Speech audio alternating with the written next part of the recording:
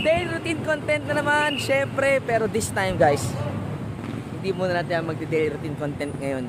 Tatawagin natin tong hatid serye. Ayan, hatid serye guys. Dahil this is going to be our last daily routine content. Aww. Sa gabi. Malalaman nyo kung bakit. Okay? So ngayon tatawagin muna natin tong hatid serye episode 1. So we are here na guys sa may Don Antonio ulit. Syempre lagi tayo dito. Magpapagas muna tayo dito sa ating Petron. Syempre. And of course our daily dose coffee. Ito lang naman madadaan na natin. Syempre walang kumpay na Dunkin Donut. Talaga pag uminom ka, boom! Sing. So yun, ingat po sa mga babiyahe. Medyo matraffic, patao. Bakit? Kasi A15. So sahod day.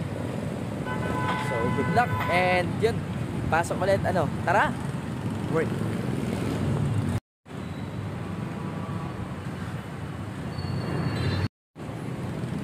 Kape. Ha?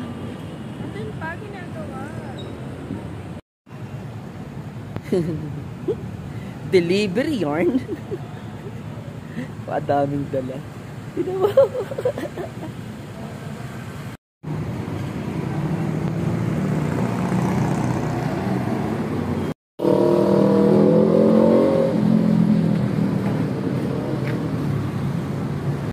Guys, syempre nakauwi na tayo. Ayun, at nangyari na guys ang hindi natin gustong mangyari. Medyo masama na yung pakiramdam natin. Mukhang tatrangkasuhin na naman tayo. Pero again, at least safe tayo na nakauwi at naihatid na natin si Jowa, di ba? So again, sabi ko naman sa inyo, pag kami nararamdaman kayo at mukhang tatrangkasuhin kayo, eto lang. Huwag yung kakalimutan uminom lagi at magbaon ito. BioFlu. Dahil sa babangon ka sa BioFlu, di ba? Ayun, sana makapasok tayo bukas. Yung masama, papakiramdaman natin, kailan tayo saglit, tapos magpapahinga na tayo.